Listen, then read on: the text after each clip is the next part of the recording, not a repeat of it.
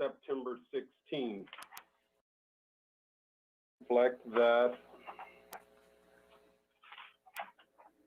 City Manager Steve Mermel, Chief Assistant Attorney, Recording Secretary Valerie Flores, representatives from the Police Department, Commander Jason Clausen, and I believe Acting Fire Chief Brian Frieders or his representative will be. The first item on the agenda is limited to items of the special meeting of public comment. So I'd ask the clerk to simply have a brief roll call. Councilmember Madison. I'm here. Vice Mayor Hampton. Here. Mayor Tornick. Here. Chair Kennedy. Here. So are there any public comments that are matters, limited items on the special meeting agenda and will be heard at the time the item being considered? So moving right along, the first item is approval of the minutes. Do I hear a motion?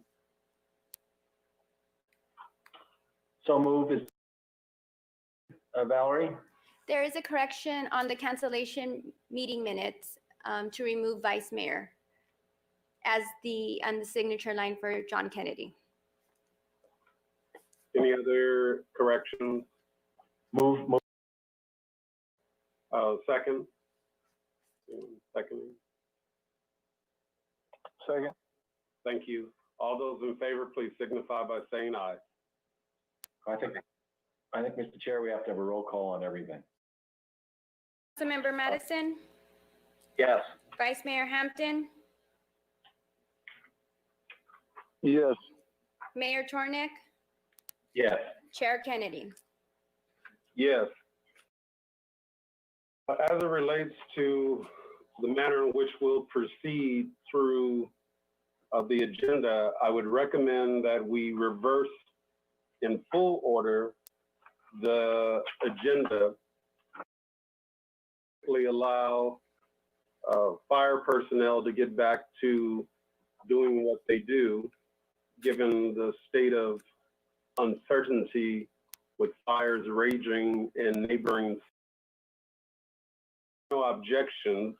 We'll go 4, 3, 2, 1. Hearing no objection, I would ask that the city manager tee up 2020 fire incident update and welcome staff. Thank you, Chair Kennedy. For the record, Interim Fire Chief Brian Frieders is taking a few days vacation. Today is Battalion Chief Anthony James, and he will provide a brief update on fire incidents, particularly those near our community. Battalion Chief.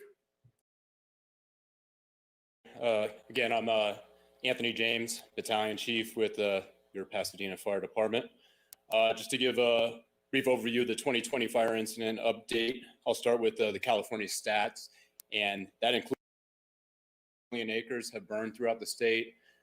25 major fires have occurred, and that includes 25 fatalities. For Pasadena, the 2020 underway, having started in early July and culminated into what we have today with the Bobcat fire burning in the Angeles National Forest. I would like to take this opportunity to give a rundown of what the Pasadena fire community during these times. Due to the extreme weather and fire conditions, Pasadena Fire has augmented staffing, pre-deployed resources, increased district patrols, and completed inspections of properties within the wildland urban interface of Pasadena. What does this mean?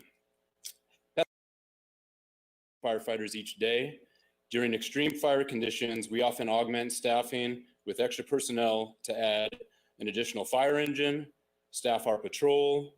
We may staff our water tank,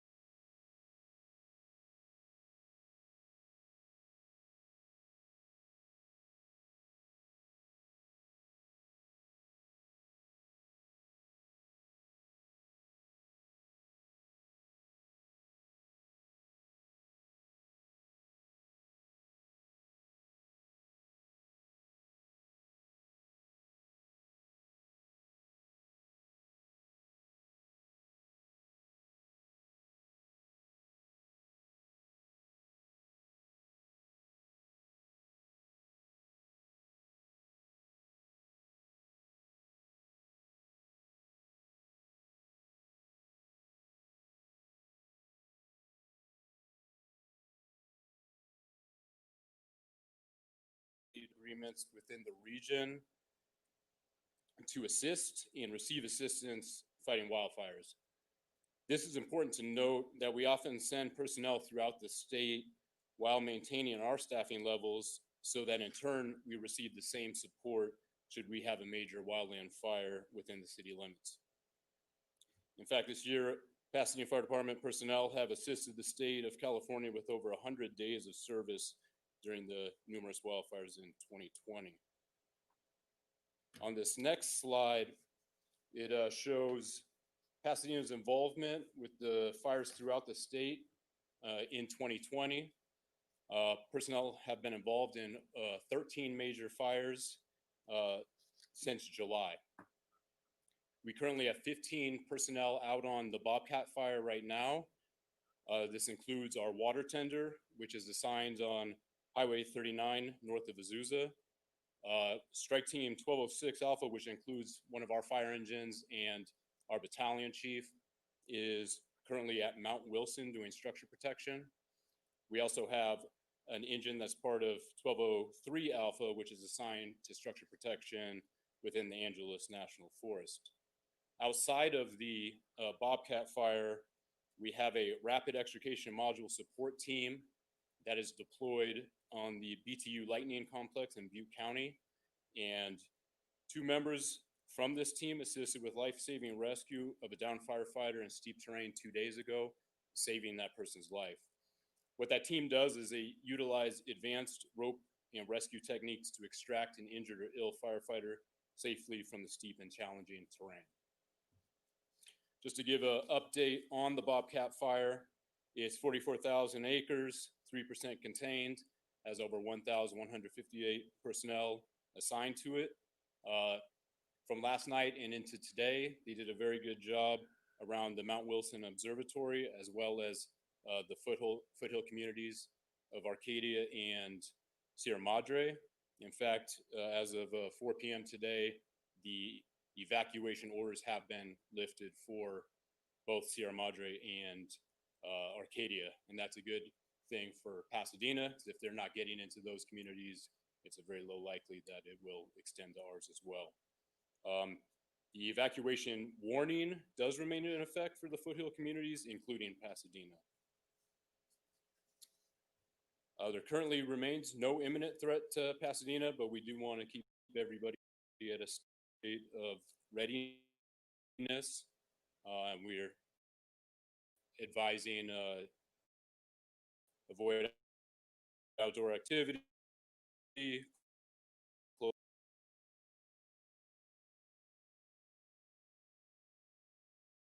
windows,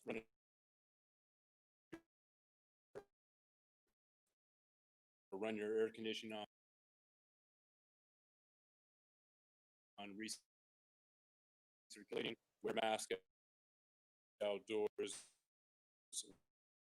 and bring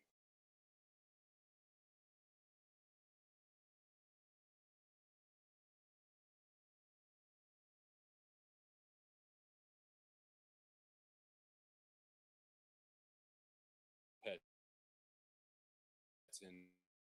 indoors. And with that, if there's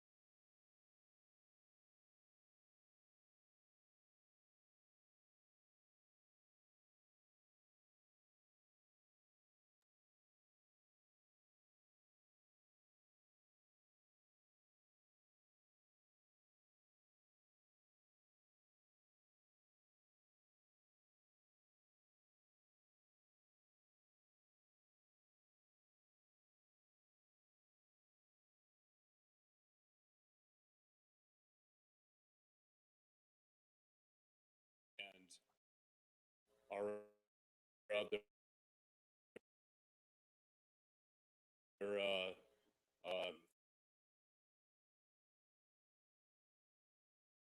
or if we had to use ambulance or other types of transportation to remove people in that situation, we could coordinate. And even in the event that we did have a large-scale disaster, we would set up our EOC, which is currently set up right now for COVID. But through the EOC, we would have that kind of planned and mapped out, and we utilize the resources throughout the city.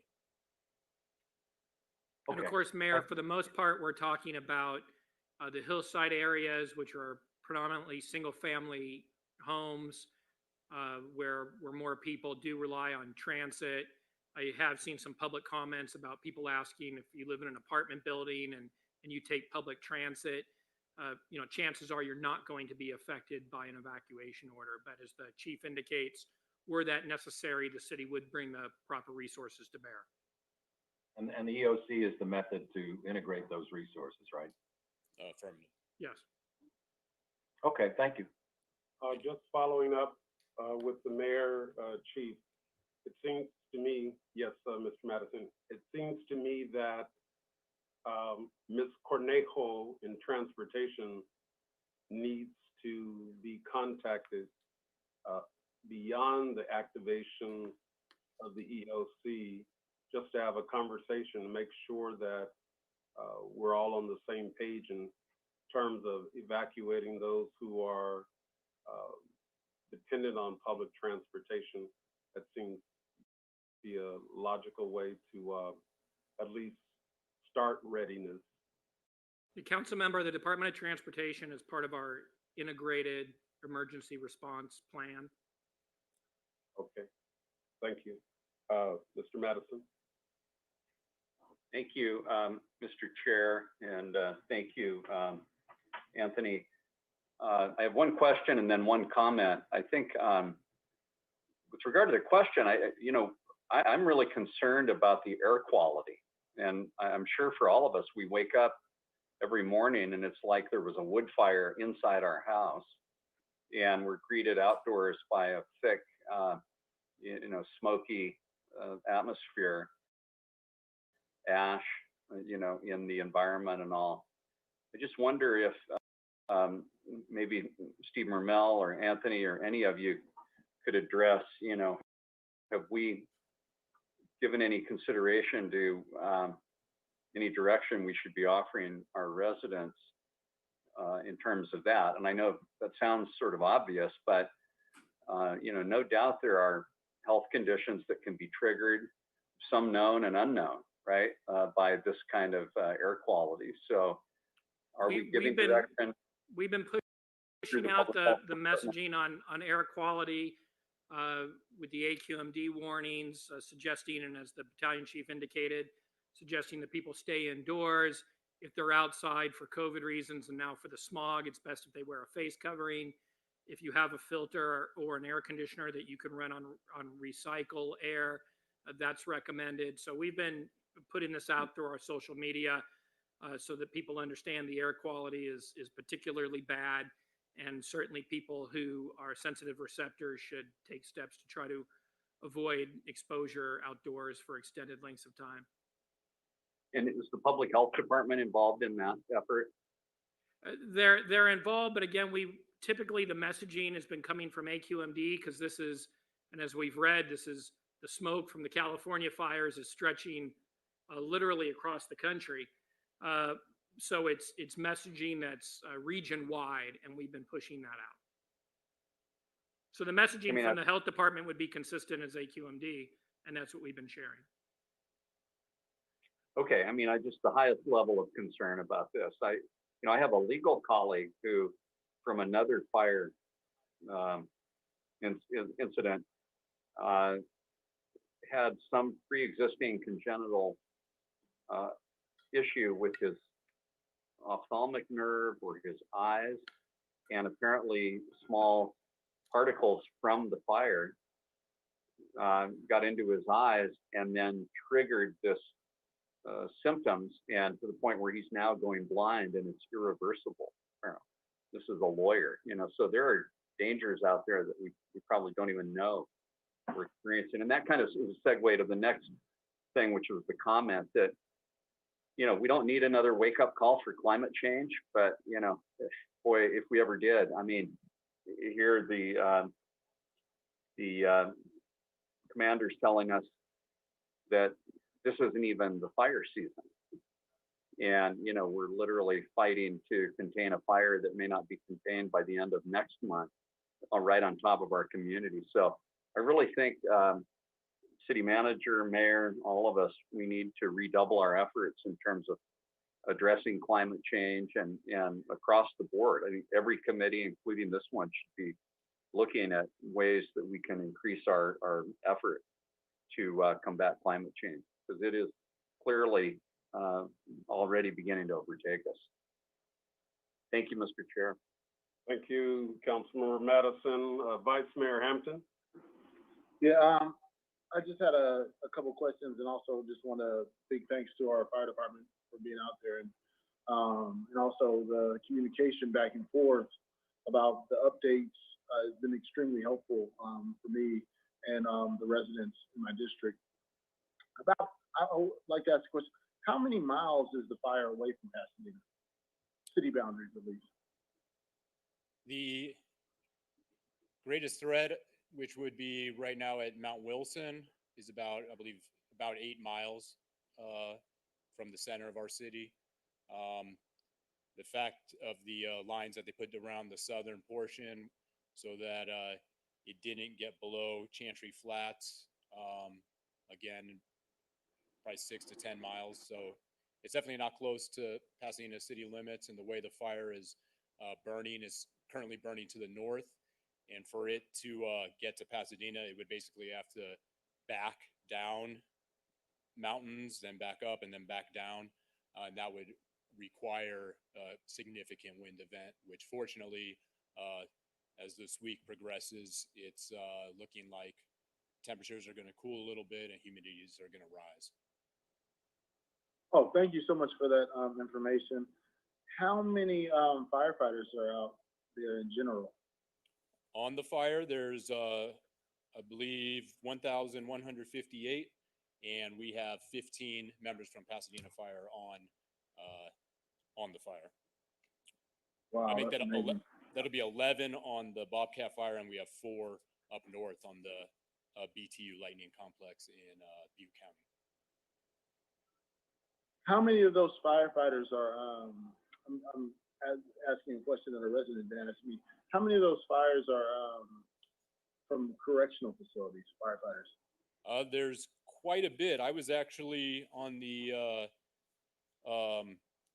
major fire up near San Jose. I was there for 14 or 13 days, and throughout my deployment, we saw prisoners working lines. I saw dozens of them. I don't have an exact number. I thought I read something around like over 100 camps were activated this year, but it has decreased because of prisoners being released and because of the pandemic. So it's decreased, but there are quite a bit that are still out there working.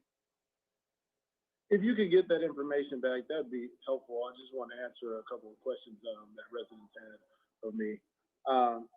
Thank you for that information. And then as far as the environment goes, I appreciate Councilmember Madison's line of questioning around, you know, the environment and global warming and those effects. But I was wondering on the natural habitat, are there any other organizations that are out there with the firefighters as the fire is burning now, coming behind, trying to reestablish some of the natural habitat? I just was trying to understand. And I've been noticing in my neighborhood, which is really kind of far down. I mean, I guess I'm kind of close to the mountains, but still, I'm not walking to them.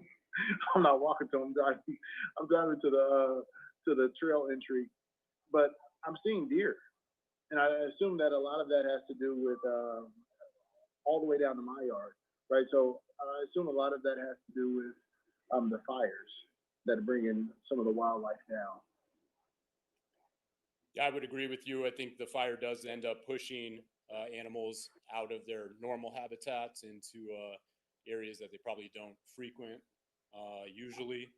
They're usually on all these fires, once a management team is established and a base camp set up, they utilize all sorts of state, local, regional, federal resources to assist with not only the environment, but with animal protection as well. I'd have to get back to you on the specifics of which environmental organizations are a part of not only the Bobcat fire, but of the fires throughout the state. But there are involvement. I've been on fires where they have you keeping a close eye out for endangered species, and you have to notify the incident commander if you come across one, and they'll send people out. So if fire's ever burning in a area where there's endangered species or there's environmental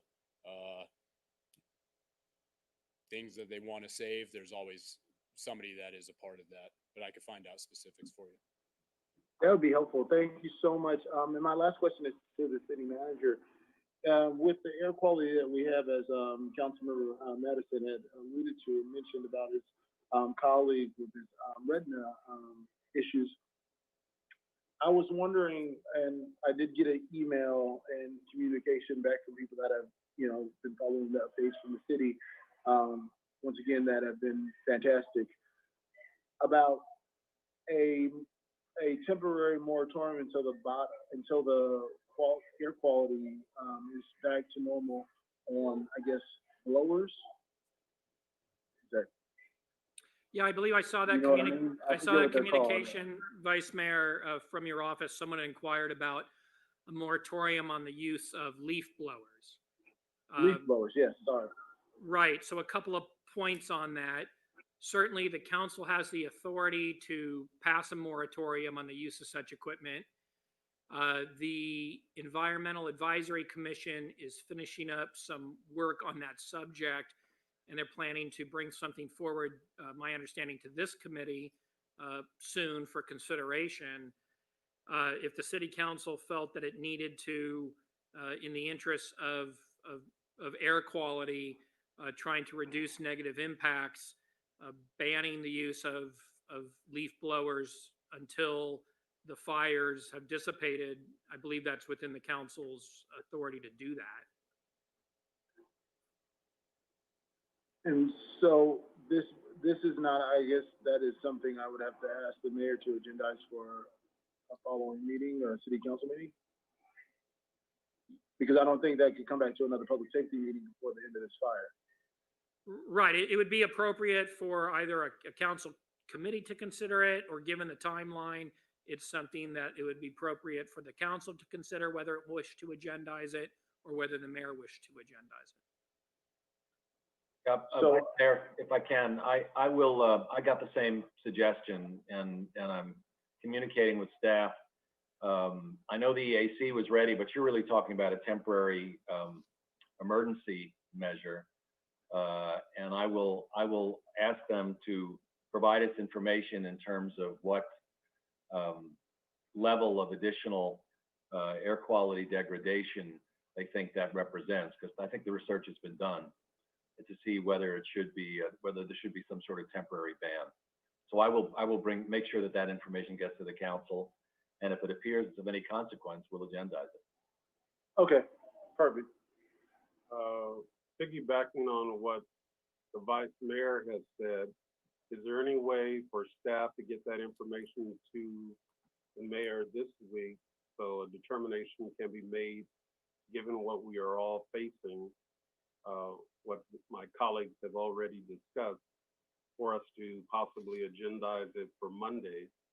And the reason I'm saying that is because I also received emails concerning the same, not in reference to Bobcat. I actually had received several prior to Bobcat, and then someone in Vice Mayor Hampton's district on what street was that?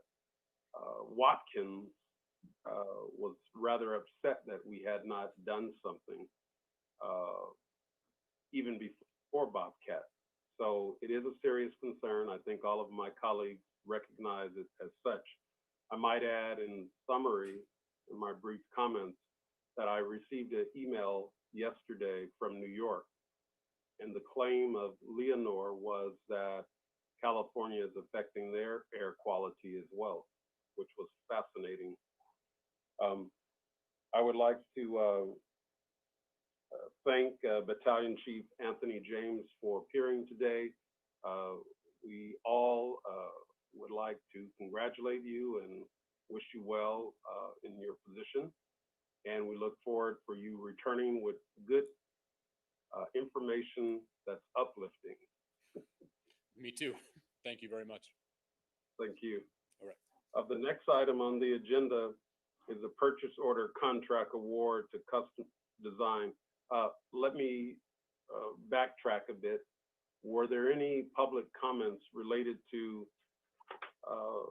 the Pasadena Fire Department? We did not receive any public comments. And so I do not forget, are there any public comments related to the purchase order contract award to Custom Design Ironwork? We have not received any comments for that item. Thank you. I would ask the city manager to welcome staff to make the presentation. Thank you, Chair Kennedy. We have a brief presentation for you this afternoon. It's really just a status. This committee has previously discussed the Colorado Street Bridge and endorsed, and ultimately the City Council also approved, moving forward with the implementation of suicide mitigation efforts. And so with us today is Chris Markarian and Ara Malloyan from the Public Works Department to talk about the next step in the process, which is the setting up some temporary mock-ups so people can get a real sort of true look and feel about what some of the barrier options may look like. And with that, I'll turn it over to Chris Markarian. Good afternoon. Welcome, Chris. Good afternoon, Chair Kennedy and committee members. Chris Markarian, City Engineer, Public Works Department. Just to quickly jog our memory here, following a robust public outreach process last fall, in November of 2019, staff presented several vertical barrier design concepts to the Historic Preservation Commission as well as the Design Commission. And following their advisory review, the concepts were further refined and presented to the Public Safety Committee on February 3rd, 2020. So the consensus among the commissions and the committee was that full-scale mock-ups of 3 preferred barrier design options should be constructed for better visualization and evaluation before a specific concept could be chosen. As such, we're here today. We'd like to install 5 full-size temporary mock-up panels in 2 locations on the bridge. They will be independently supported on top of the existing concrete balustrade and will require some adjustments to the bridge light poles to accommodate the panels, as well as we will be weaving the existing temporary chain link fence with the ends of the mock-up panels to ensure that we maintain continuous vertical barrier during their display period. These mock-ups we foresee displaying for 2 to 3 weeks for public viewing, as well as we will be conducting a survey via our website online. Once the viewing period is over, the mock-ups will be removed and the bridge returned to its existing condition. So here on this map, we have the 2 locations. The first one is mid-span on the north side of the bridge. And we chose this location to view the mesh and pickets from both on the bridge as you drive, as well as if you're using the sidewalk on the south side, which tends to be the one most readily used by pedestrians. This location also provides us for viewing from a distance from the freeway and also from down below. It will help evaluate transparency of the materials and view of the bridge. So here you could see at midspan, we will have 3 spans, 1 for a picket. We're also demonstrating 2 of the mesh patterns that were chosen as the top 2 preferred going through the community process. The second location is on the south side of the bridge on the east end. And we chose this location for its ease of access to view the panels close up. You'll be able to walk onto the sidewalk right up front. And these panels will be adjacent to where the light standards are, and they will demonstrate the 2 curved options for the mesh designs that were preferred. One being a curved option that is straight all the way along the span and only curved at the alcoves. Here's a rendering from the past that we have shared with the community. Just quickly here showing some of these renderings of what option A was. And then option 2 is, or option B, I should say, is of a curved mesh along the entire span of the bridge. This one, due to its curvature, will be 1 foot lower in height at 13 feet and therefore require less of a raise into the light standards themselves. The third option that the community wanted to view are the pickets. Here, the pickets are going to be your tallest vertical barrier at 15 feet high and require the light poles to be extended 3 foot 7 inches as opposed to the 1 foot. The materials here are the 2 mesh patterns that were chosen. This is something we've shared as a comparison. I will not get into those details unless you have any questions. And as at this point, based on the preliminary design of each of the options, we estimated option A to cost about 4.4 million, the curved option. The one where you have curvature along the entire length of the bridge, it's about 4.6 million, fairly close. The pickets, of course, are going to be your least expensive at 2.5 million. Also in February, when we visited with the Public Safety Committee, there was an inquiry to cost an option that would fully enclose the bridge via arched fencing that extends from side to side along the length of the bridge. So that full enclosure of the bridge, we at this point estimate to be close to $5 million. These are preliminary and rough and may vary depending on the material selection and the detailing that's going to be required for connections and stability that we haven't quite gotten to.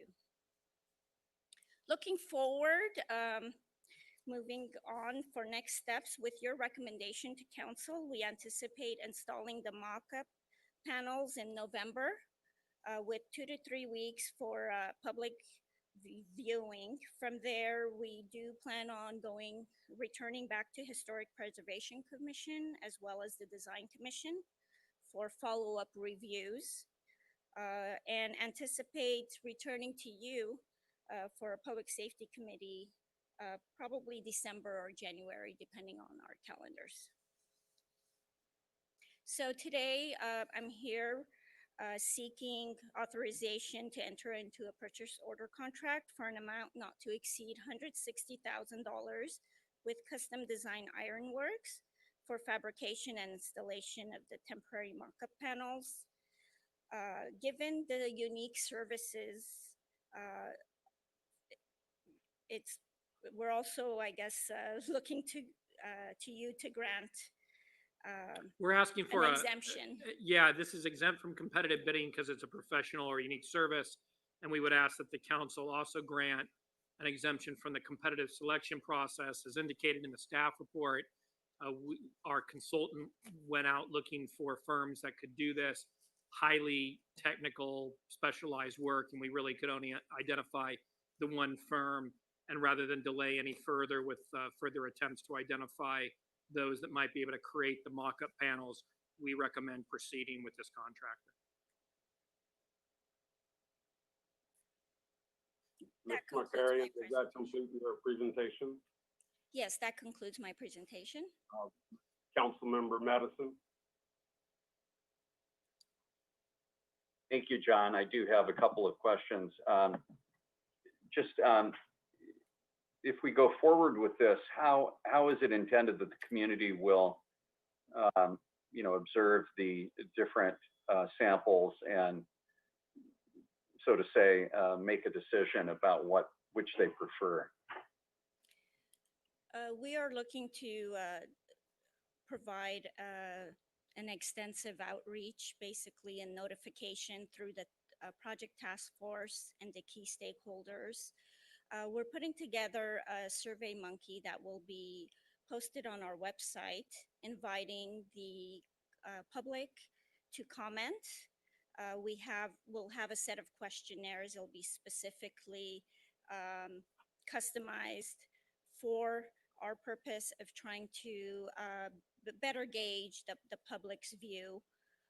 I believe we're also going to be providing opportunities for small groups. We will host some site visits. Of course, if the safety committee is interested, that's something that we could look to see what may be the appropriate way of bringing the committee out to the site to take a look and view the mock-ups, as well as we have some of the commissioners who are interested both on the historic preservation and the design review, as well as the heritage group will also be, we will also be hosting something with them. Yeah, I mean, I'm concerned, the staff report says that sort of all of the outreach period would occur in November of 2020, which I think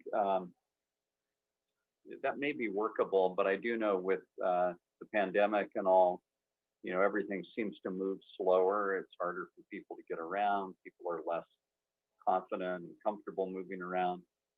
I mean, will the bridge be closed for people to come out and take different perspectives? Or if they want to go see it themselves, will they just walk along the sidewalk? Will there be any sort of curating going on other than the small group visits? Any security? The bridge, we're not anticipating to close, and we will in advance schedule these because we will know when the mock-ups will be installed.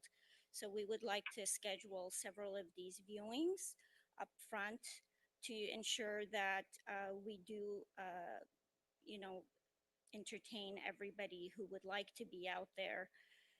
With regards to the 2 to 3 weeks timeline that we're anticipating, these are temporary, and we'd like to, minimize the time that they are up. However, if we see that there's additional week or two that may be needed, that is something that we could accommodate. So is the idea that you would be encouraging people to go look themselves, or not encouraging? We would be encouraging them to really be exposed to it as they would be in their everyday life. So whether they're driving on the freeway or driving on the bridge itself, to be able to really experience it and provide us their feedback. I know majority probably of our citywide residents do not walk on that bridge on a regular basis, so they're likely going to be experiencing it while in a vehicle. And the transparency is going to be one of the key things that they will be looking for, both while driving on the bridge as well as on the freeway from afar. Yeah, I mean, one thing is, first do no harm, as physicians say. I don't want to have accidents or have somebody step off the curb to get a better perspective and then be struck by a car or something like that. Are they going to be on both the south and north alcoves, or just on the south? We do have one location that's on the north side and another on the south side. The one on the south side, we picked the east end so that it would be of ease to access on foot for pedestrians who do walk in that area. Or if they would like to park and walk, it's the south sidewalk that has that continuity of sidewalk, unlike the north end. Yeah, I mean, the advantage to the south is that they also could see from down below at Desiderio probably, especially if it's on the eastern half of the bridge. I don't know what kind of perspective that would give one, but the north side makes it a little more difficult, right? Correct. The north side will be difficult for close up. So it would be more as you're driving. For example, for the pickets, there was discussion that maybe along a curve, they may look more continuous and less transparent.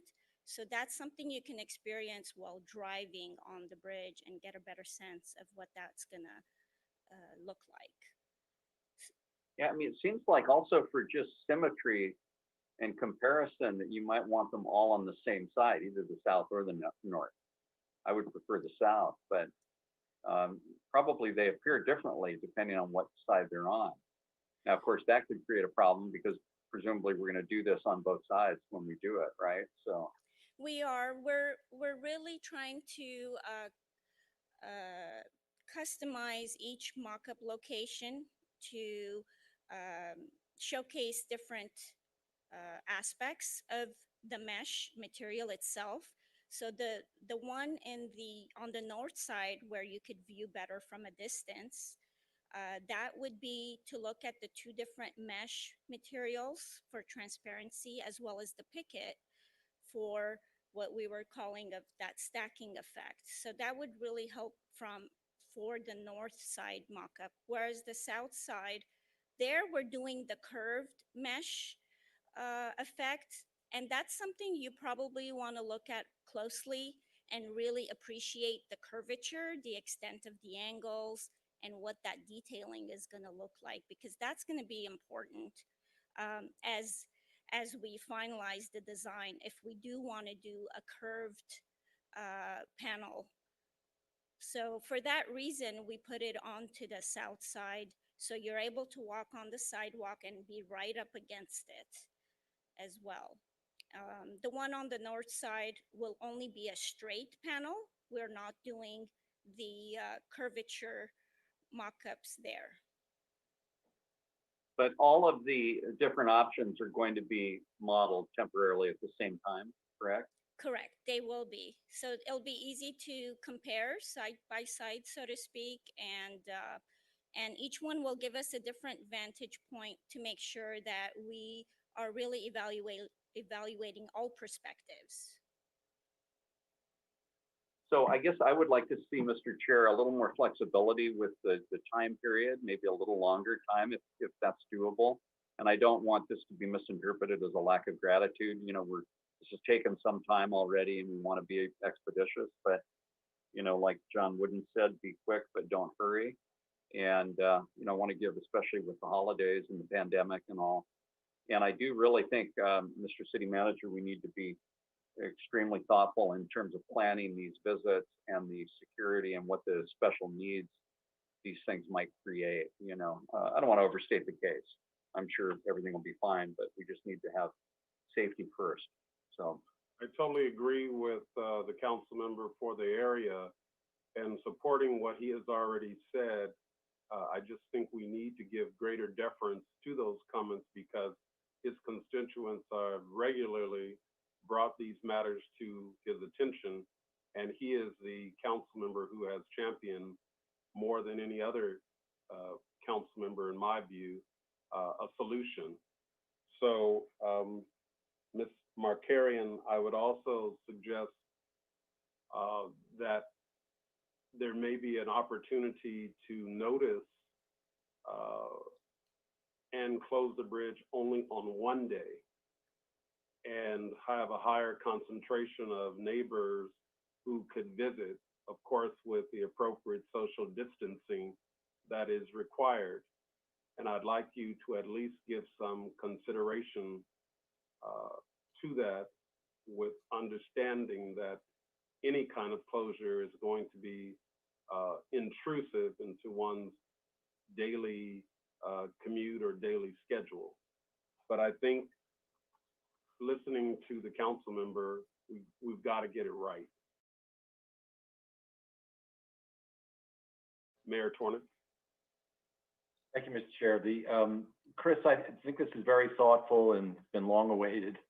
So I think it's great that it's finally happening. And I know there are a lot of people that are very intensely interested in this. One thing that Councilmember Madison said really resonated with me, and that is the ability to curate this presentation.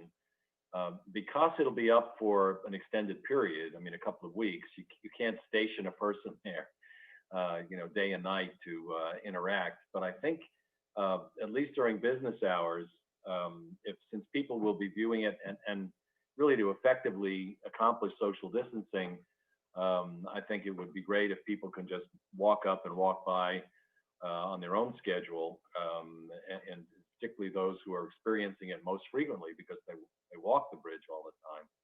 It would be great if there was an ability, if it's posted, to call a number either in real time while they're staring at it, ideally if it's during the business day, or some other time if they can call and or text and get a question answered. Because I think inevitably what will happen is that someone who's really interested will be looking at a detail of the model that you've erected, not necessarily be able to understand a particular thing that's of interest to them. If they had the ability to text a question or call a number and have somebody respond to them, ideally, as I say, if it's during the business day when they're standing in front of it, and they can say, well, I see over here you've done this, and is that the way it would be if we use option B? I mean, they can interact with someone who's knowledgeable.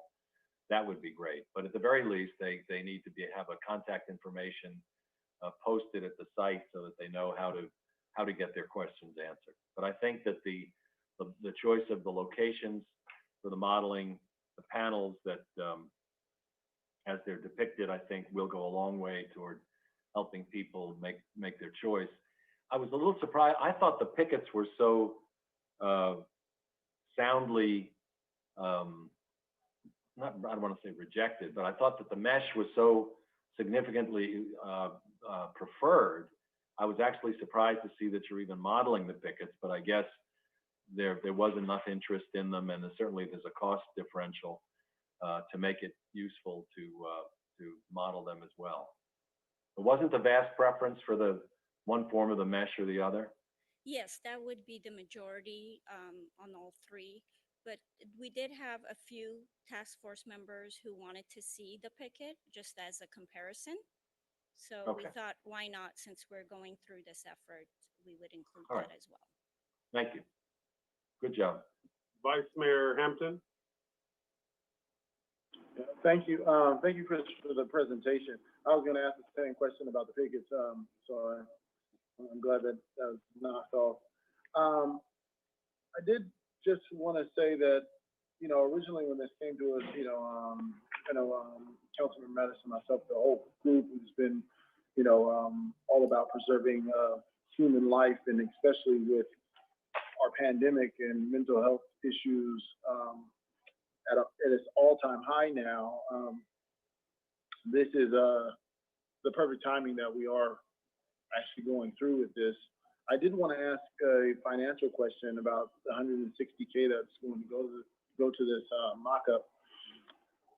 I was wondering if the same company that is going to do the mock-up will be the same company that will be awarded the work. No, we will be competitively bidding the project once we do have the plans and once we're ready with the design.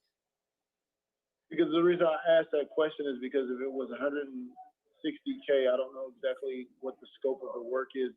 I guess you gave us some ideas of what the scope of the work is for each scenario prior to this. But I was wondering if that $160K or some of it could be recouped if we use the same contractor. I see. Majority of that cost is includes also the engineering and the shop drawings that were needed to really put together a detail that could work. And also the mesh was something that is custom fabricated in Germany. And that's partly why it took us so long to get back to you since February due to the COVID. We had a hard time getting that on a rail it needed to go to an airport in Germany via rail and then shipped over. So we did get that in July, and it is materials are a majority of the cost. It also includes, in addition to the fabrication, obviously the installation of the mock-up, which will require traffic control, and we will need to close one lane in each direction with a flagman during the installation of these mock-ups. So altogether is that if there is anything we can salvage, we'd be happy to do that. We own the material regardless of who the contractor is. So we will definitely look into that. Okay. It is a significant amount, and I understand your concern there. And so the mesh, let's say we decide that we're gonna go with the mesh after the display is, what is the, I mean, it sounds like it's made in Germany, and Yes. are they up and running right now? I mean, what would the time frame be? Yeah, there would be a lead time to order it. However, as we design, because we need probably about 6 months to complete the environmental and design once we know which option we're going to go with. As we do that, if we know for sure this is the material we want to go with, we may reach out to the fabricator and put in and start procuring that material so that it's ready once we've out to bid and award the contract to get going. That's one way we can expedite implementation of the project. That's great. And my final question is, do you know how many people have attempted to jump or have jumped off the bridge since the beginning of COVID, which would have been April 9th? I have not heard of any personally. I don't know if Ara or Steve may have. I know there have been some attempts, but I have not heard of any successful. Vice Mayor Hampton, this is Ara Maloyan. I don't think anybody has been successful, but I believe there has been 2 instances that people have been negotiated to be coming off the alcoves in the last 12 months.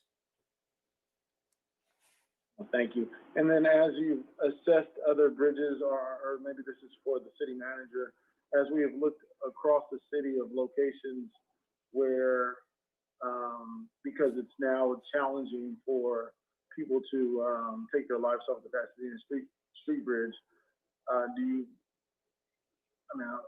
God forbid anybody figures out an alternate location, but I guess if you're determined to do something like that, you will look for that. I was just wondering, have there been any alternate locations that have not historically been a location where people have attempted to commit suicide in the city that have now seen more attempts? I'm not aware of any location that's seen an increase in attempts since we put the chain link in. On occasions, people do jump from the overpasses onto the freeway. Those are the authority of Caltrans. There has been some discussion with at least one other bridge in the city, which is considerably lower than the Colorado Street Bridge, as to whether we needed to install railing.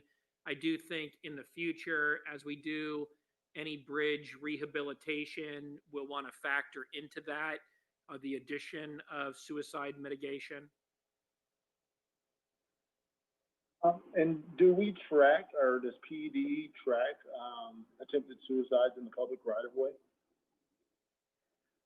I'm not sure if we track as a category. Certainly there's a report of all attempted and all successful suicides. And we've reported previously on the attempts and the successful attempts from the Colorado Street Bridge. So I don't know if we sort of keep it in a particular database that is readily available to provide a figure, but certainly all calls for services, all instances are tracked in one way or another. if there's a way to get that type of data, and you could present it back to the Public Safety Committee or disseminate that information out, some sort of heat map or location that public right of way. I mean, you know, if someone inside their own home, that's a lot less of something that we can control as a city council. But in the public right of way, if you hear about any bridges that are, you know, related to the city or even the county or even the state of California, I believe it's incumbent upon us to make the proper reports and let the state or whoever is responsible for that that facility to know that, you know, people are attempting suicide there and try to help us mitigate that. And you're specifically talking about leaping off of bridges or freeway overpasses. Okay, let me see what we can pull together. Right. That's yeah, perfect. Thank you.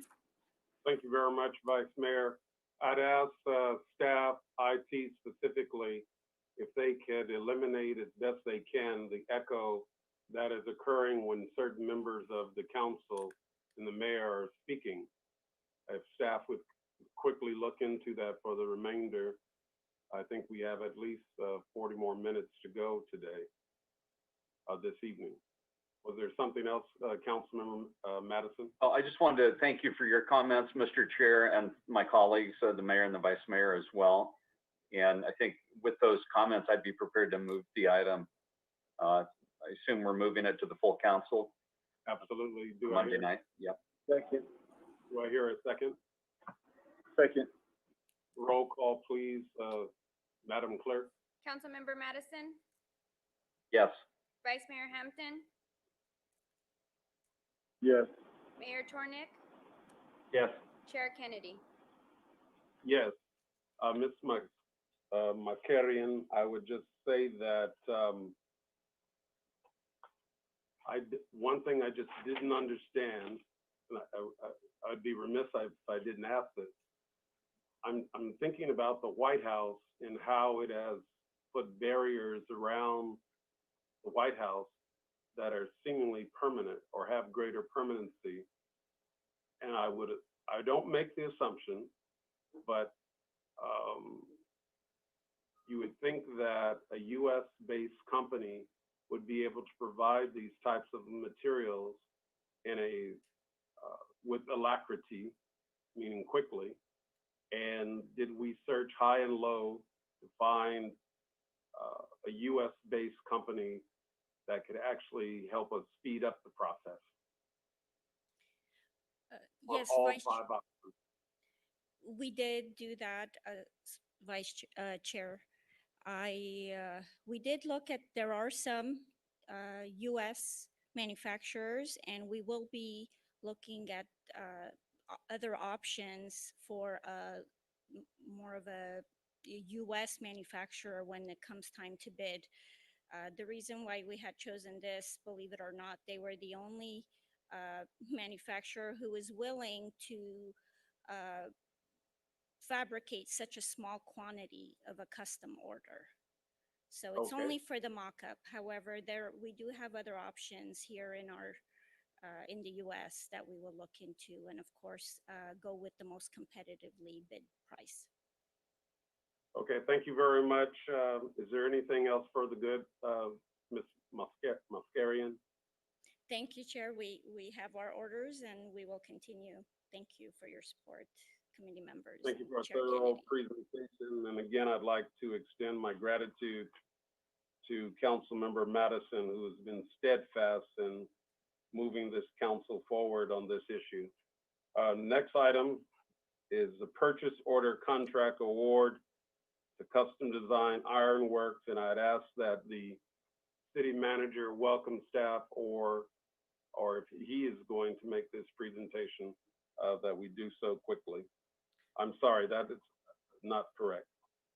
The next item is authorize the city manager to enter into a purchase order contract with Vigilant Solutions to provide replacement automated license plate reader hardware and equipment.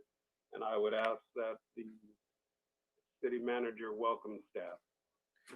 Thank you, Chairman Kennedy. With us today is Commander Jason Clausen.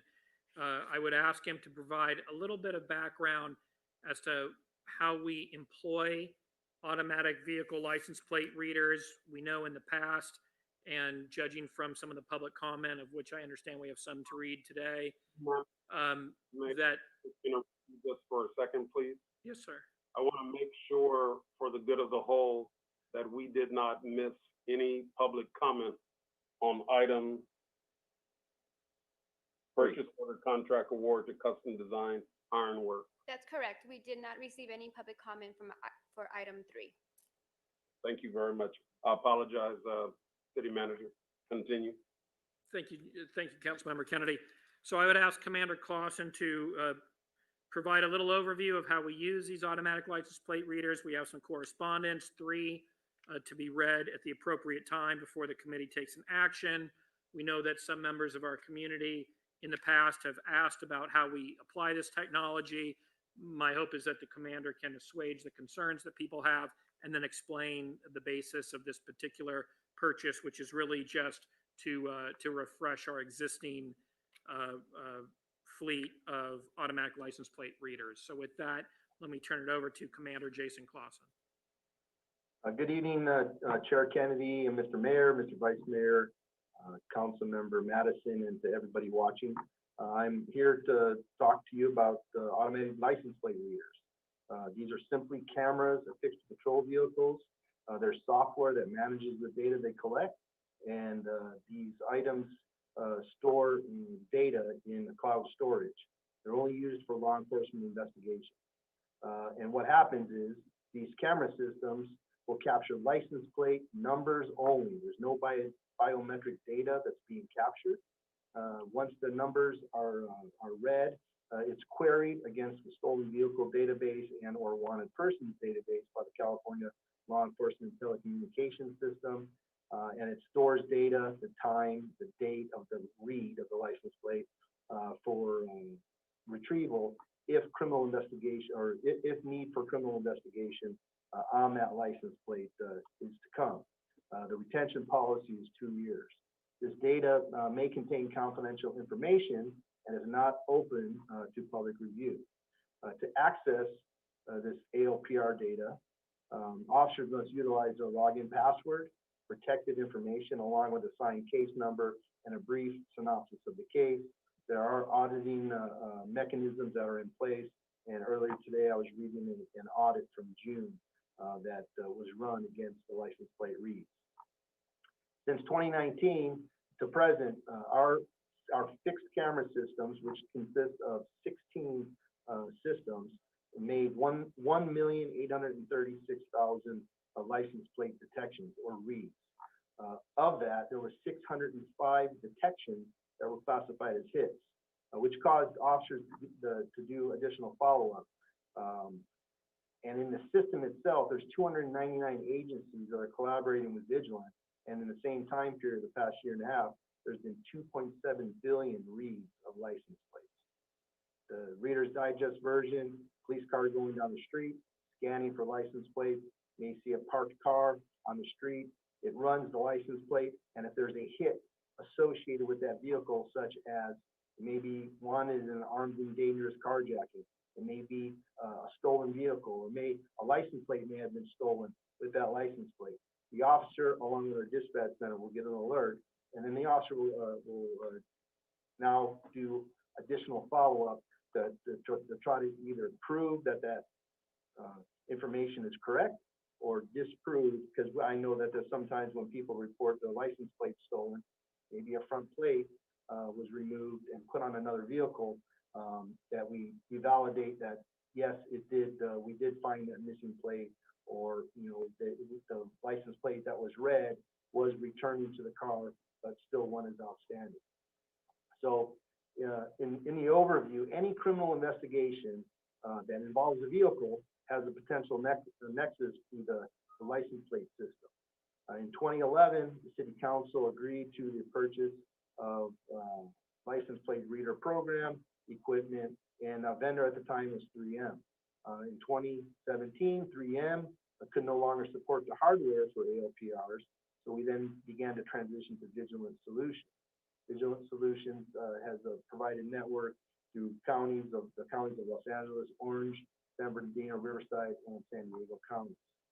Currently, like I said, we possess 16 license plate reader systems, 11 are 3M, 5 are Vigilant, and we are trying to replace the 3M systems that are no longer supported. So, excuse me. In the next 3 or 4 years, we want to hopefully replace all of our 3M devices. And right now, changing to a different operating platform is not the best interest of the city or the police department at the time. There are other vendors out there, and I'm getting emails to my email by vendors trying to solicit business. We do have policies in place. Policy 462. It prevents the system from being used inappropriately or differently from the intended purpose, and we can hold police personnel accountable for any misuse or abuse of the system. And like I said earlier, I was reading an audit report from this June. One of the questions or concerns that there was connectivity between immigration and custom enforcement. That is not the case. We do not share information with ICE. Every month we actually do a look into or a query into the system, making sure that no data could be shared with ICE. There's a node that we would click on if we wanted to share that information, just like we have to give permission to any other agency on the platform to access our data. And we have not shared that information with ICE. So the fiscal impact on this, we're looking at the cost of $80,000, and this funding is from the Urban Area Security Initiative from 2018 that allowed us to purchase this very specific equipment only, and this was allocated for 3 license plate reader systems that we want to use to replace our aging 3M out-of-date systems with Vigilant. And with that, I'll be open to answer any questions. And council members, I would just add, you may be wondering, the fiscal impact references the Fire Grants Fund, and we're talking about technology used by the police department. We use this grant fund 230 as a catch-all for all the UASI grants. So from time to time, you'll see an appropriation from that fund. Typically, it's either for the fire department or in some cases for the police department. But this is the purpose of that fund, to capture those grants. For purposes of those folks who are not as informed as we may be, can you please let those viewing by remotely what UASI stands for? UASI is the Urban Area Security Initiative. It's a program that's set up by FEMA, and it's a program that assists high threat and high density urban areas to sustain necessary equipment to prevent against mitigation and or recovery from acts of terrorism, which people may be out in our neighborhoods. Thank you very much, Commander Clausen, for a fine presentation. I would ask my colleagues' indulgence that we'd be able to hear from those who have comments on this particular issue before we hear from colleagues, if that's acceptable. Hearing no objection, please, Madam Clerk, would you share the comment from the public? Sonia K. Burnett, Pasadena resident. I write to express my alarm that the Pasadena Police Department, PPD, is gathering and storing license plate information on citizens who have no idea it is being collected and stored. A recent Pasadena Now article noted that a respected local advocate had his license plates recorded 20 times in a one-year period. The PPD asserts that the information they collect is not being used to build profiles on people, is stored for 2 years and then destroyed unless it is part of an investigation. If the purported reason for these license plate readers is to avoid potentially dangerous situations, why are the license plates of people being randomly collected without reasonable cause and then being stored for 2 years? Further, while the PPD says, quote, policies and procedures are in place to prevent the system and information it gathers from being used inappropriately or differently than its intended purpose, end quote. Storing information on unsuspecting individuals for 2 years should be an inappropriate purpose. Finally, the use of license plate readers should be discontinued because there are substantial concerns that they will be used inappropriately in areas of our city that already have been subject to decades of over-policing. Thank you. Concerned Pasadena citizen. Pasadenians do not authorize the purchase of replacement automatic license plate reader equipment. Concurrently, we request that you immediately amend current ALPR policy to store data for a maximum of 48 hours. ALPRs pose substantial privacy risks, including, but not limited to, abusive tracking, institutional abuse, discriminatory targeting, and pervasive permanent monitoring. As we go about our daily lives, Pasadenians have the right to expect that our movements will not be logged into government database. The vast majority of license plate data are collected from people who have committed no crime.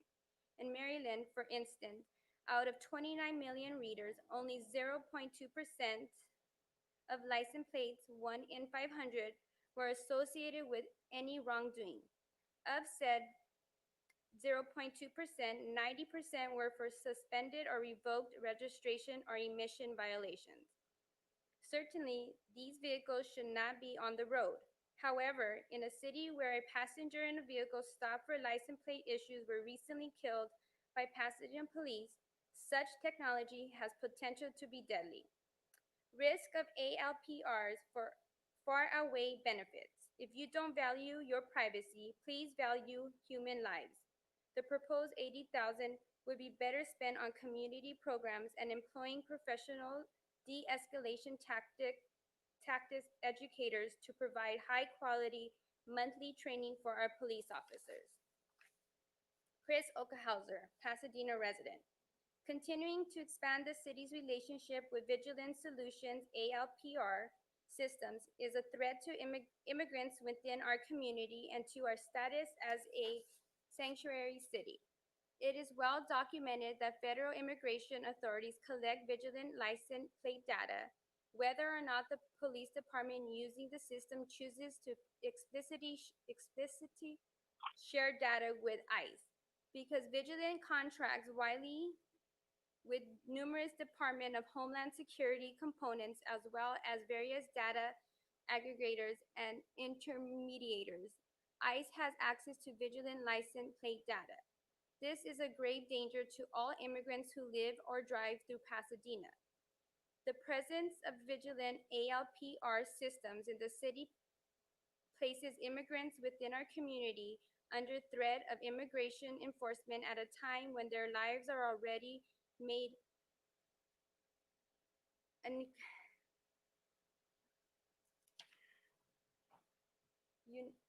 I'm sorry, excuse me. Uniquely vulnerable at the Trump administration as a sanctuary city. We should not acquire Vigilant Solutions ALPRs. Excuse me. That concludes public comment. My colleagues would like to address this issue. Do I hear a motion to approve? Mayor Tornick?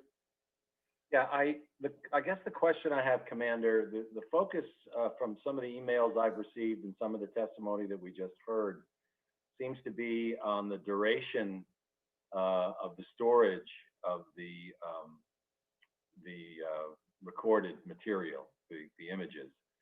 I think you said that and I think the staff report says that we retain it for 2 years and then it's destroyed. Someone said 48 hours, but I mean, what is the sort of best practices? Why do we retain this, the randomly collected information for a 2-year period? Well, there's several reasons. Investigative, if somebody went to a pharmacy and conducted a robbery today, ran out of the store, and they got into a gold Honda with a license plate that starts with the number 6 and the letter P. We are then able to search our system to see if we've ever had any reads with 6 letter P, and then we look at all the gold Hondas, and we may get a series of these vehicles. And if somebody said, you know what, that Honda, I saw an American flag in the back window, we can physically see if we have the right car on the system. And then we'll get the whole license plate and do our investigation and follow it. So there's a lot of data that we could collect, missing person, that, you know, if somebody got in their car and drove away, we know their license plate number, and we can then go search our system, say, you know what, this guy always goes to this address. We can now go to that address, and lo and behold, there he is sitting in his car. And he could be an elder gentleman suffering a mental health crisis, or so those are just two examples of several different ways that we would utilize this information. It's just like me, though, walking down any street in Pasadena and physically writing down a license plate and a car description in my notebook, and just do it all day long. And if we ever get a need to find out a certain type, make, model car or partial license plate, I can go back through my notebooks, but that's preposterous for me to do all that work when the system is in place. That we'll bring that up in seconds, actually. But Commander, using that logic, I mean, so why do we limit it to 2 years? Why don't we just store it indefinitely? I mean, if for the kind of searches that you're talking about, having that data available, I mean, why do we limit it to 2 years? Is it viewed the 2 years as after that it's sort of stale, or I mean, where does the 2 years come from? Yeah, it could be stale. I don't know how that 2-year demarcation was put into place, but that was at the time. To me, it seems reasonable that we can go back 2 years to track the information. Okay. Mayor, typically in the city, we set a records retention policy. Our default for a variety of records is typically about 2 years. The city attorney may have a comment on that as well, but that's sort of our normal practice. That's a reasonable amount as an institution for us to hold on to all sorts of records. Mr. Chair, yeah. Medicine. Thank you.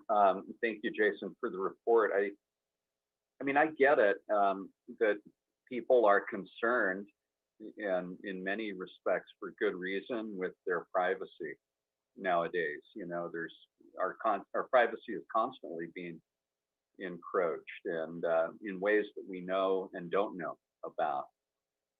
But in a sense, I think that augurs in favor of this initiative, because, you know, you take the shooting of the 2 competent deputy sheriffs the other day, and Jason, I want to express my solidarity, you know, with everyone, men and women who wear the badge in that respect. You know, that was horrific, but they've identified a suspect from data such as the one that's contained here in this initiative. They have a vehicle, they have an identity for a suspect. I want to be clear, you know, that case hasn't been tried. To my knowledge, they haven't made an arrest, or maybe they did since I last saw the news on it. But so I definitely think we need to avail ourselves of this. And the truth is, there is so much security video and other eyes that are watching. Heck, our traffic department's probably capturing a lot of this information, you know, day by day. So, and I think with regard to the mayor's questions about 2 years, I think, you know, we try to strike a balance. This is art, not science. You try to balance people's privacy interests and not keeping things in eternity with reasonable. And sure, there may be a case where 2 years and 1 month later, there'll be a Part 1 crime, and it would have been nice, you know, if we had the data from 25 months ago or something. But I support the initiative. I'm not insensitive to the concerns that people have, but I don't think that this is the place to sort of tie one arm behind our back, as it were, in terms of promoting public safety in Pasadena by not doing a program like this. So. Thank you very much, Mr. Madison. Vice Mayor Hampton.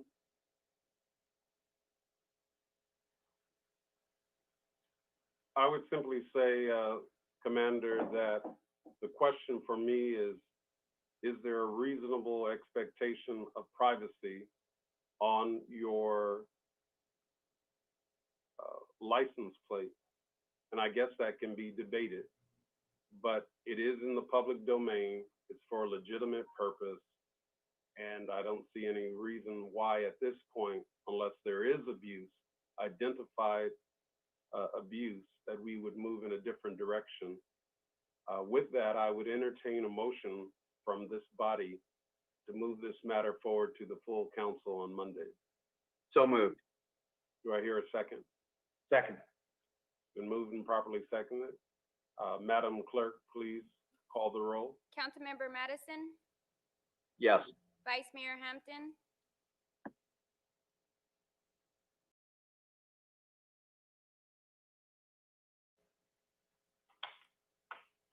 Vice Mayor Hampton,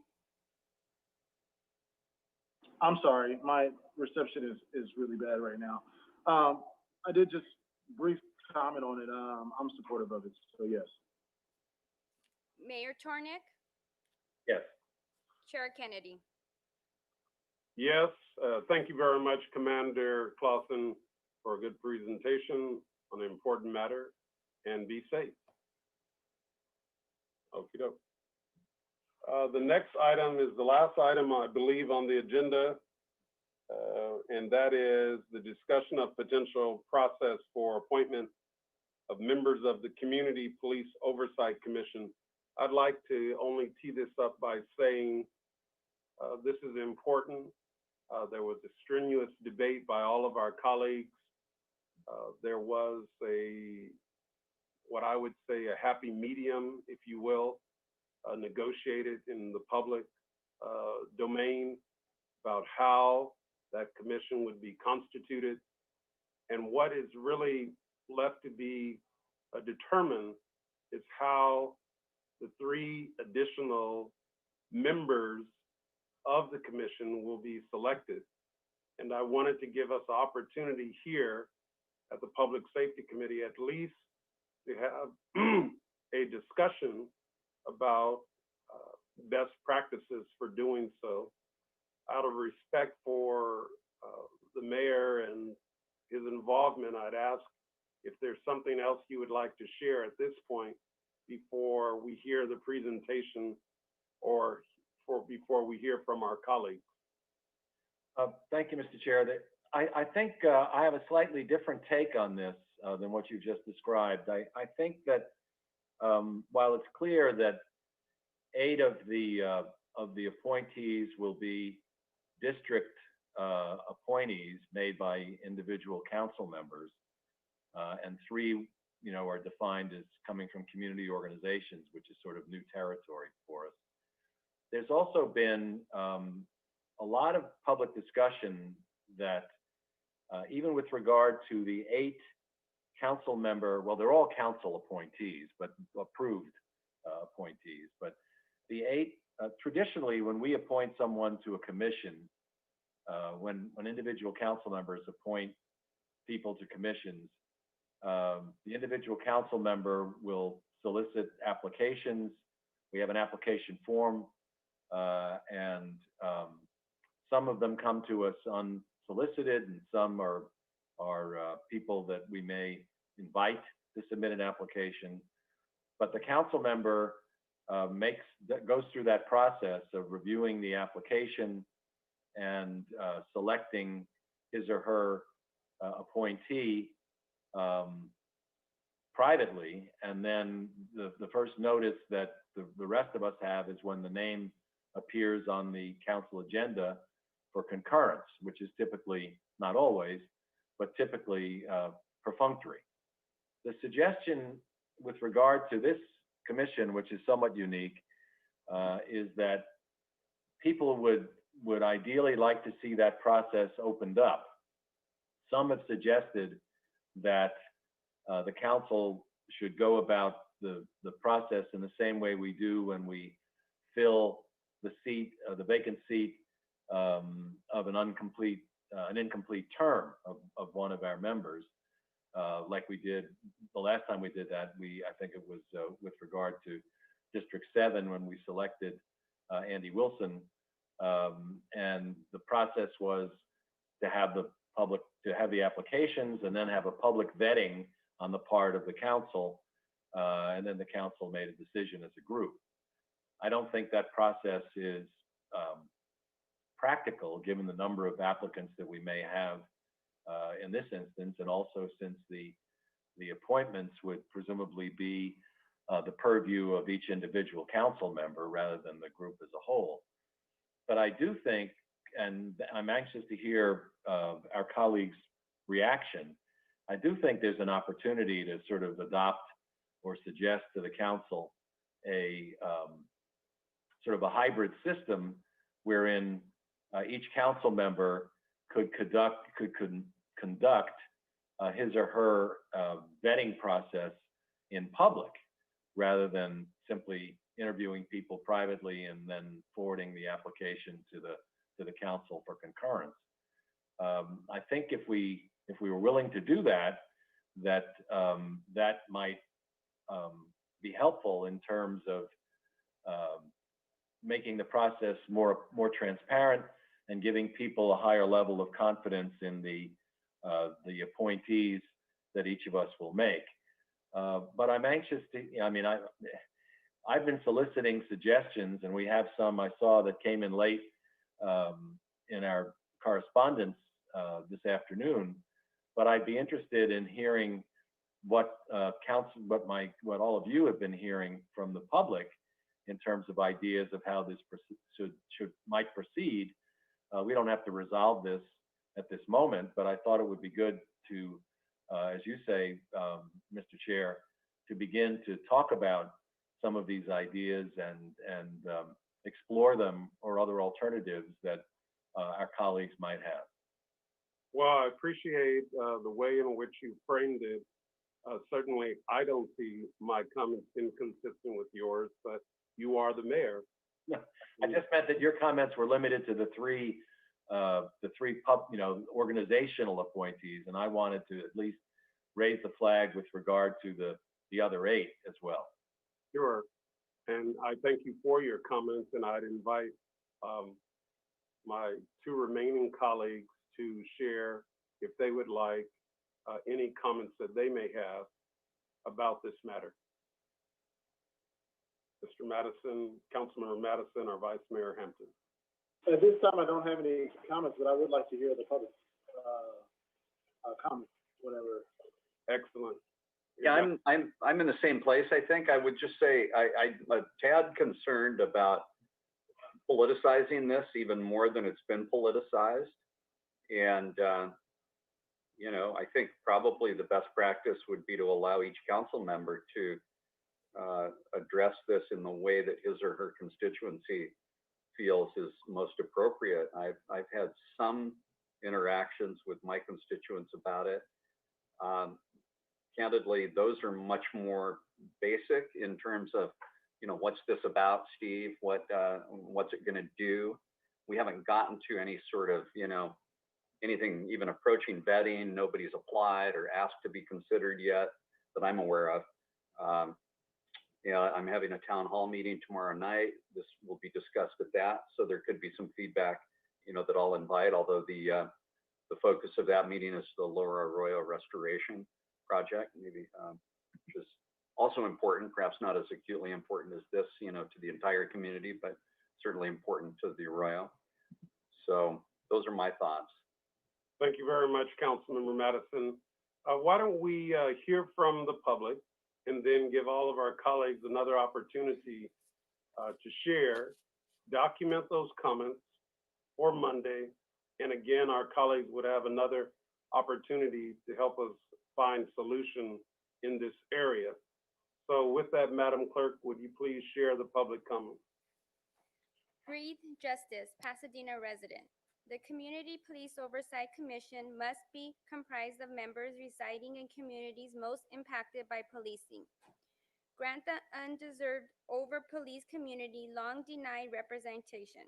Please empower community organizations such as CCOP, NAACP, POP, and Breathe Justice 365 to appoint the majority of Oversight Commission members. Affluent, unengaged community members unimpacted by policing must not overtake the grassroots cry for safety, transparency, accountability, and equal treatment from PPD. Ensure that the people most impacted by police gain influence at this crucial moment for community police relations. Furthermore, Please stipulate that current and former police department and police union employees, representatives, and their appointees will be prohibited from serving on the Oversight Commission. Finally, promote fairness amongst commission appointees. Do not restrict membership to those who have already completed police training. Rather, simultaneously enroll the initial oversight board in a training college with virtual sessions aimed at improving their understanding of policing, the prison system, civil rights, and equity. Each police ride-along must be accompanied by a prison visit to show the complete impact of arrest. Each, quote, shoot, don't shoot, end quote, weapons training exercise must be accompanied by de-escalation training exercises to demonstrate the full scope of options. Equity and representation, those are simple requests. Sonia, Madam Clerk, Yeah. I'm sorry, who was that comment from? breathe justice. Okay. Sonia Burnett, Pasadena resident. I am a longtime Pasadena resident. My comment is limited to the specific issue of a potential process for appointment of members of a Community Police Oversight Commission, since that is the specific issue noticed to the public for this meeting. However, since the role and authority of the Independent Police Auditor, IPA, is being developed, I note that the community has very serious concerns about using the LA County Inspector General model for the IPA in our city, as some council members have publicly recommended. That model has very real and substantial drawbacks. As for this CPOC, it needs to be a nonpartisan, multicultural, multi-ethnic, and citizen-based. There needs to be a ban on members with conflicts of interest, example, police officers and their family members. The council has recommended that the CPOC members be appointed by the council after a public screening process to include vetting by community organizations. While at least one council member has expressed concerns that, quote, activists, end quote, will be appointed, the community has concerns that persons who believe no oversight is necessary will be appointed. There is no rational reason to appoint to an oversight commission persons who believe no oversight is necessary. Thank you. Brad Arnold, Pasadena resident. I appreciate the collective effort to be unified in this effort, and I think it has a great potential to benefit the community, especially people of color. Chief Perez did a good job to create an advisory team to challenge the department's status quo for the sake of improvement in policing practices. I think it would be good to continue this trend. Please allow groups who have spent so many hours and years pushing for police reform to appoint the Oversight Commission, such as NAACP, ACP, ND, LON, CCOP, POP, CC, CCC, Breathe Justice 365, BLM DINA, and families of victims of police violence. The wonderful people in these groups deeply care for the communities that are the most undeserved and over-policed. It's imperative no one selected to this team serve the interests of the PPOA or the department. Finally, and most importantly, we need people from Northwest and Central Pasadena, regular citizens who are people of color who really know the streets and are deeply concerned for the safety of the people on the streets. Thank you for reading my letter and considering my concerns. Brad Arnold, Associate Pastor with Kerwin Manning at Pasadena Church. Emmanuel Nahara, Pasadena resident. I have the following suggestions on the potential process for appointing commissioners to the Police Oversight Commission. 1. Have each commission graduated or plan on taking the Pasadena Police Department Citizen Police Academy. 2.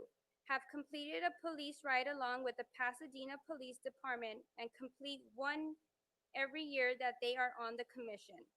3, allow people with criminal records to be considered for the commission. Please consider these 3 ideas on the process on appointing potential commissioners.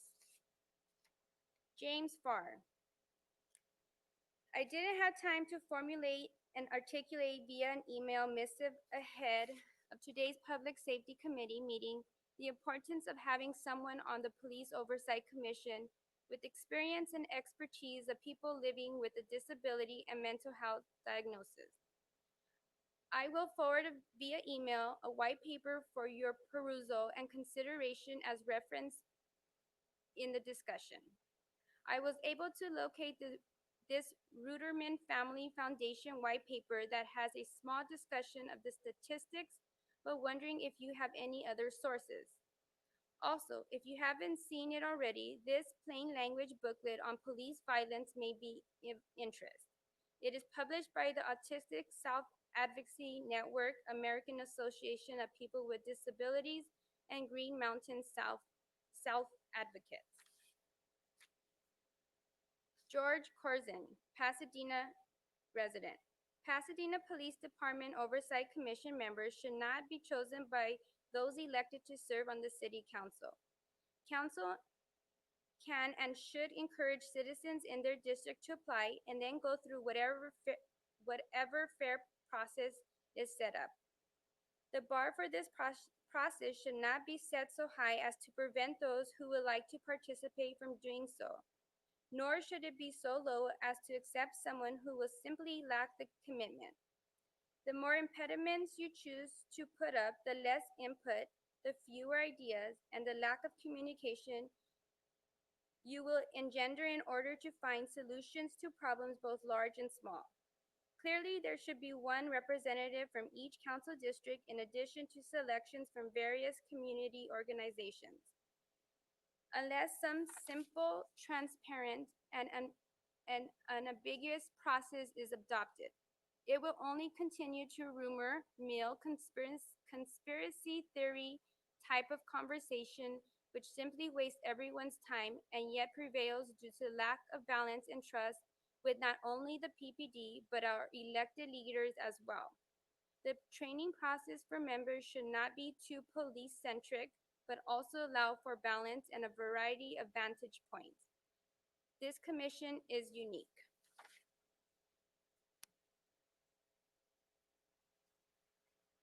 Cynthia Kirby, Pasadena resident. I am BIPOC female, BIPOC female who has lived in the greater Pasadena area for most of my 50 years of life. I am on staff and a member of First Baptist Church Pasadena, a member of Making Housing and Community Happen, and serve on Union Station Homeless Services Lived Experience Advisory Panel. Recent events in our city and nation only highlight the need for police oversight within our communities.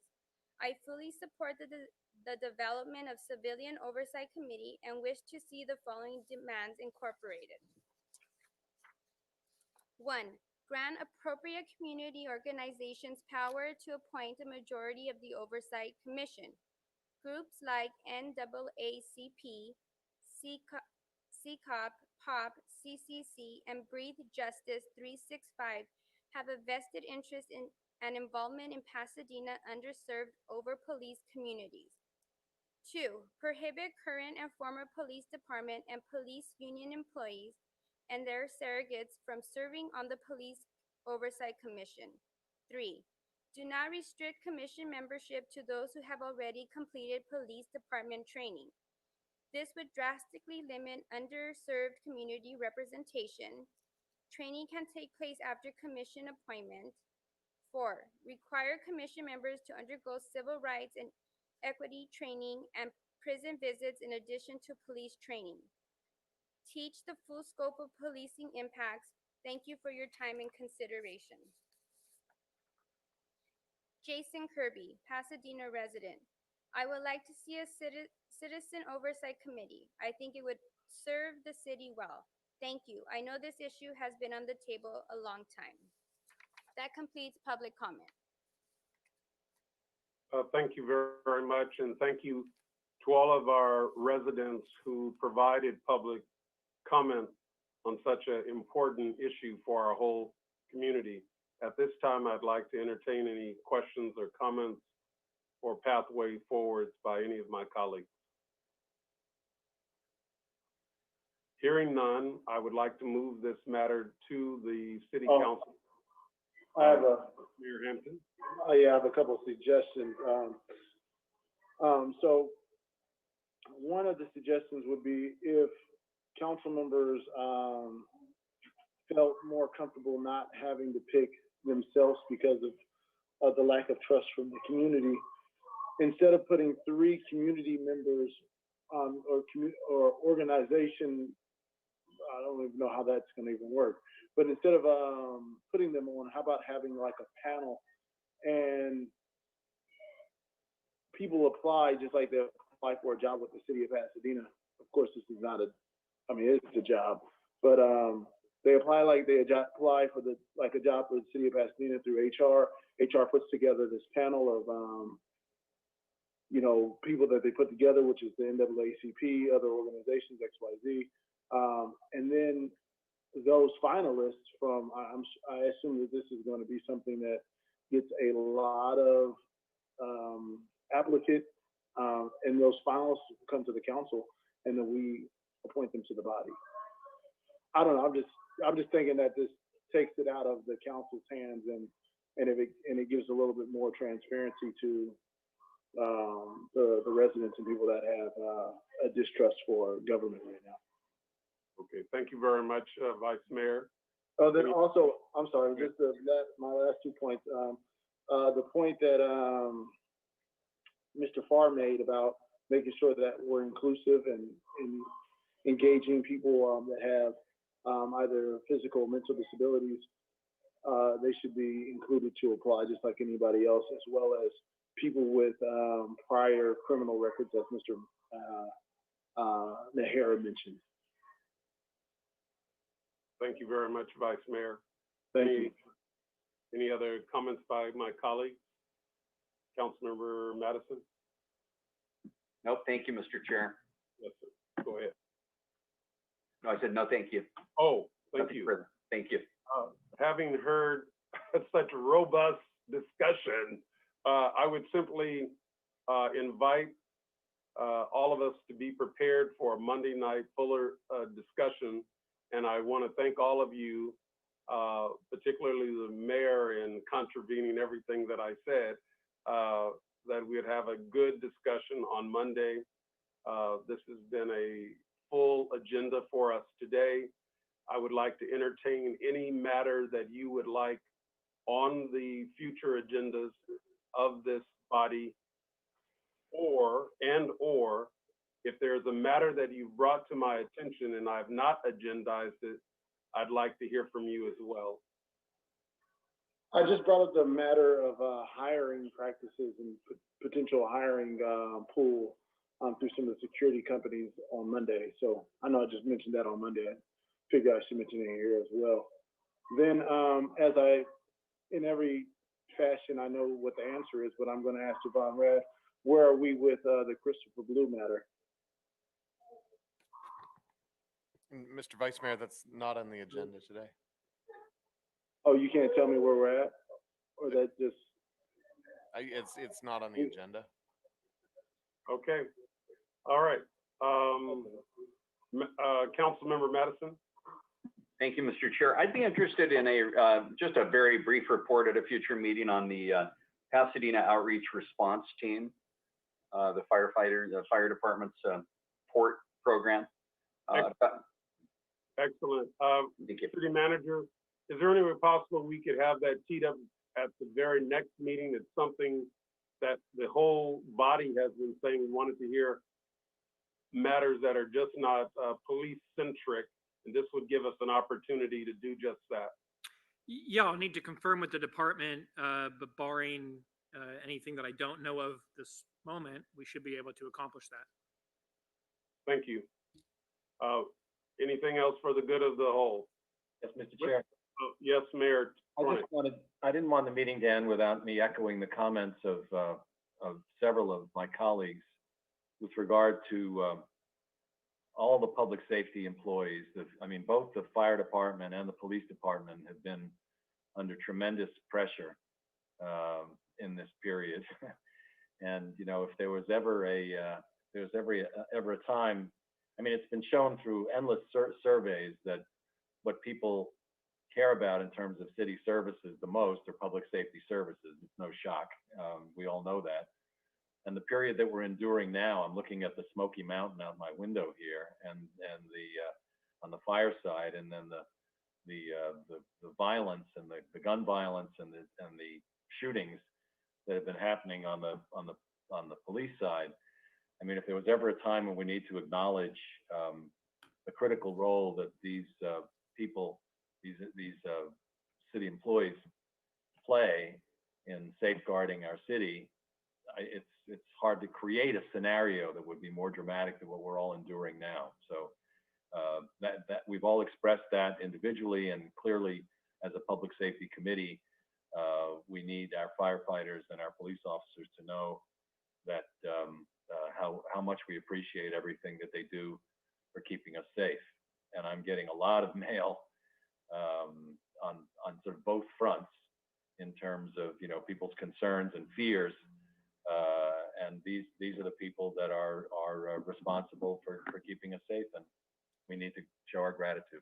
And Mayor, if I may, on that note, you probably didn't see it because you've been involved in this meeting, but the Pasadena Police Department has issued 2 press releases this afternoon, both concerning arrests made, the one in a recent murder case and the other in a recent attempted murder case. So the Pasadena Police Department continues to do their job to apprehend people who do the most heinous things to other members of our society. Very good. With that, Before we close, because I ask this question every meeting, I would like, if possible, on every meeting agenda item to have, I would say, updates on lawsuits so that I could ask that question. I would ask that the city attorney go back and make sure that that is something that's appropriate to be done here. I think the vice mayor's sentiment is simply to find out updates, and as a council member, it seems to be reasonable unless there's some objection legally to doing so. With that, Mr. Chair, sorry, Mr. Chair, if I can clarify, I think when the vice mayor has asked previously, that's when the chief has provided a more generalized chief's update. And so there was no chief's update on the agenda today. understood. Vice Mayor? Yes, the last one was, I know this is not on the agenda, but I think it is important for the public to know the status of the young people that were shot at Villa Park. I haven't gotten an update on that. I did ask that. Would you like to share anything on that particular matter? I do not have any recent updates as to their current I condition. I did ask Commander Clausen that question, Vice Mayor, prior to the meeting started, and he said that the young lady was doing better than the young man, that she was not as seriously injured as he was, but both of them are still in tough shape. I would ask that. Can we close our, I'm sorry, and this is the last thing. I'd just like to close our meeting and hopes and prayers for these young people to pull through. Absolutely appropriate. I would ask that the city manager simply work with the police chief and provide all of the council and the community an update as to the status of the 14-year-old and the 18-year-old who were severely injured. With that, I would ask that all of us stand and adjourn this meeting in hopes that there will be a complete recovery of the 2 individuals who were injured by gun violence at or near Villa Park.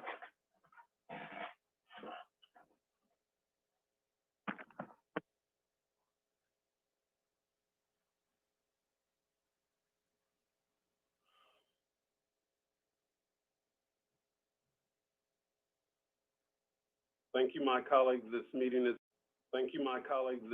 is adjourned.